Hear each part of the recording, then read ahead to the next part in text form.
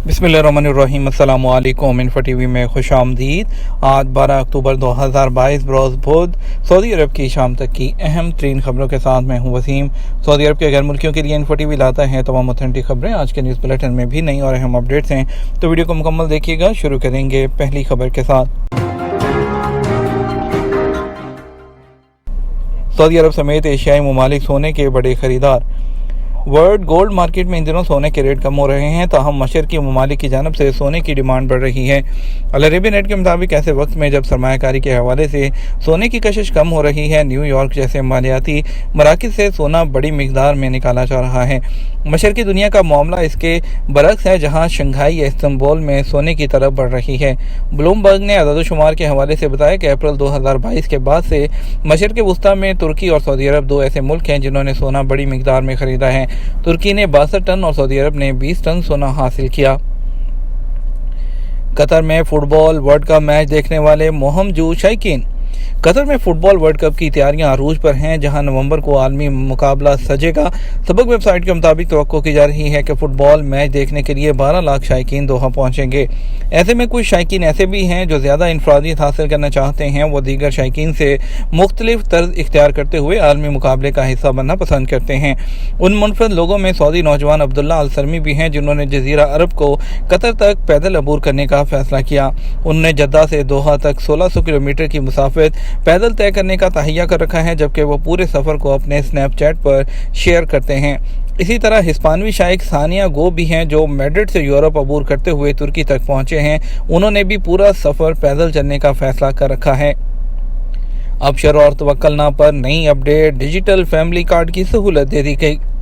Saudi अरब में महकमा civil affair, जिसे अहवाले मदीना भी कहते हैं, उसने स्मार्ट मोबाइल पर डिजिटल फैमिली रिकॉर्ड की सहूलत फ्राहम कर दी। औकात अखबार के मुताबिक महकमा सिविल अफेयर्स ने एक बयान में कहा कि अब अबशर एप्लीकेशन और तवक्कलना एप्लीकेशन पर डिजिटल फैमिली रिकॉर्ड देखा जा सकता है। इससे पहले जो है महकमा सिविल अफेयर्स कौमी शनाख्ती कार्ड, ड्राइविंग लाइसेंस और इस्तेमारा का रिकॉर्ड दोनों ऐप्स पर फ्राहम कर चुका है। महकमा सिविल अफेयर्स की जानब से अबशर और तवक्कलना एप्लीकेशन पर मुहैया करदा family digital record bar code के जरिए सरकारी डॉक्यूमेंट कंसीडर किया जाएगा। इसके जरिए फैमिली के अफराद की तादाद और उनसे मुतल्लिक जो मतलूबा मालूमात है वो देखी जा सकेगी। दुबई में बहुत जल्द फ़ोन के ज़रिए वीज़ा मिलेगा। दुबई में गैर मुल्कियों को जल्द ही चेहरे की शनाख्त जो है उसका इस्तेमाल करते हुए अपने फ़ोन से वीज़ा के लिए दरख्वास्त देने की सहूलत दी जाएगी।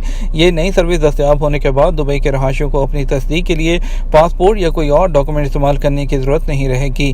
खलीज टाइम्स के मुताबिक एक सीनियर अहदेदार ने बताया कि general directorate of residency Dubai अपनी तमाम खिदमात चेहरे की बायोमेट्रिक शनाख्त के जरिए फ्राहम करेगा। इस मनसूबे के तौर पर मुकम्मल तौर पर नाफिज होने के बाद दुबई के रहायशी DGRFA सर्विस हासिल करने के लिए स्मार्टफोन का इस्तेमाल करते हुए वीज़ा और दाखिले के लिए इजाज़तनामे की दरख्वास्त दे सकेंगे। तेल की पैदावार और जो है उसमें कमी का फैसला खालिस्तन इक्तसादी है। सऊदी वज़ीर ख़ारजा।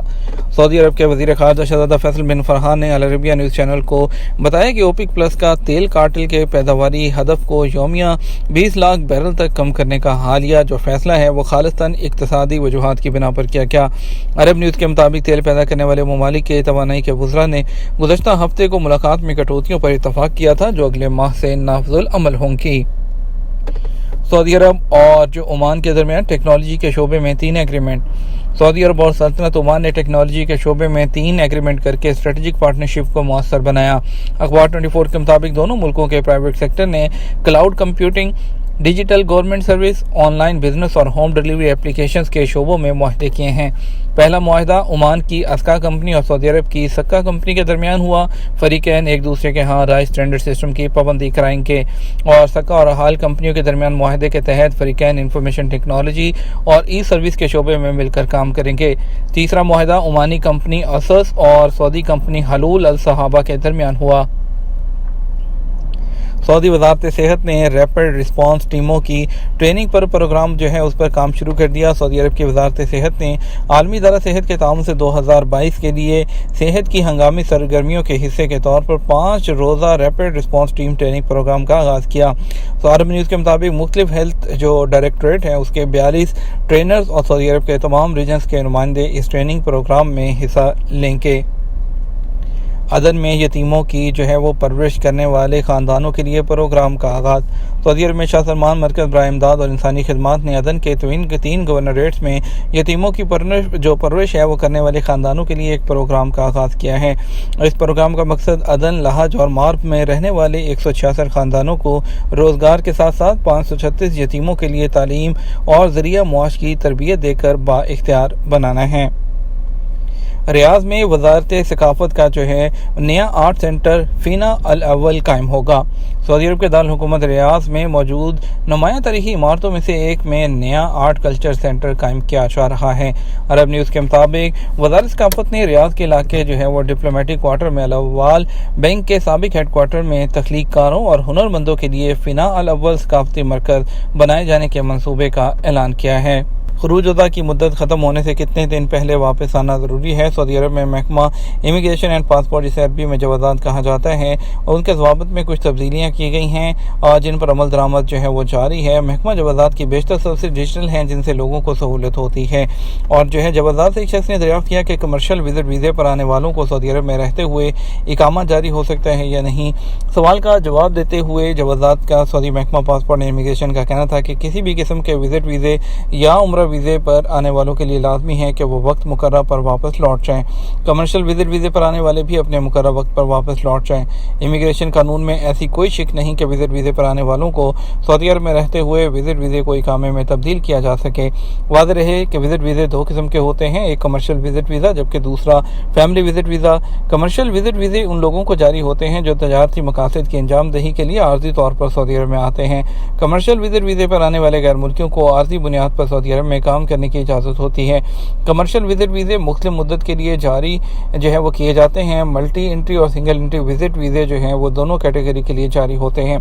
خروج وطن کے قانون کے حوالے سے ایک شخص کا سوال تھا کہ محدود مدت کا خروج وطن جس میں واپسی کی تاریخ دی جاتی ہے، خروج وطن کی واپسی کی تاریخ 25 اکتوبر ہے، کیا اسی دن واپس آنا ضروری ہے؟ سوال کے جواب میں جوازات نے بتایا کہ وہ لوگ جو محدود مدت کے خروج وطن پر جاتے ہیں جس میں واپسی کی حتمی تاریخ جو ہوتی ہے وہ لکھی جاتی ہے، انہیں چاہیے کہ مقررہ تاریخ ختم ہونے سے پہلے واپس آ جائیں۔ محدود مدت کے خروج وطن جس میں سعودی عرب میں داخل ہونے کی تاریخ درج کی جاتی ہے، اگر اسی دن بھی سعودی عرب میں داخل ہو جائیں تو انٹری درست مانی جاتی ہے۔ اگر مقررہ مدت گزر جائے تو انٹرنیشنل امیگریشن قانون کے تحت ویزا ایکسپائر شمار کیا جاتا ہے۔ واضح رہے سعودی محکمہ پاسپورٹ اینڈ امیگریشن کی جانب سے ایسے غیر ملکی جن کے اقامہ کی ایکسپائری میں 6 ماہ سے زیادہ ہو انہیں ماہانہ بنیاد پر خروج وطن جاری کیا جاتا ہے، جبکہ وہ تارکین جن کے اقامہ کی مدت 6 ماہ سے کم ہو انہیں محدود مدت کے لیے خروج وطن جاری کیا جاتا ہے۔ محدود مدت کے لیے خروج وطن میں واپسی کی تاریخ لکھی جاتی ہے، ساتھ ہی اس بات کی بھی وضاحت کی جاتی ہے کہ ان تاریخ تک آپ نے سعودی عرب میں داخل ہونا ہے۔ وہ لوگ جو محدود مدت کے خروج وطن پر جاتے ہیں انہیں واپس آنے میں تاخیر ہونے کا خدشہ ہو تو انہیں چاہیے اپنے اسپانسر کمپنی کفیل سے کہہ کر اقامے کی مدت میں توسیع کرائیں، جس کے بعد خروج وطن کی جو مدت ہے اس میں بھی توسیع ہو سکتی ہے۔ یہ تمہارا اب تک کا نیوز بلیٹن۔ مزید خبروں کے لیے رات 12 بجے کا نیوز بلیٹن دیکھیے گا۔ السلام علیکم۔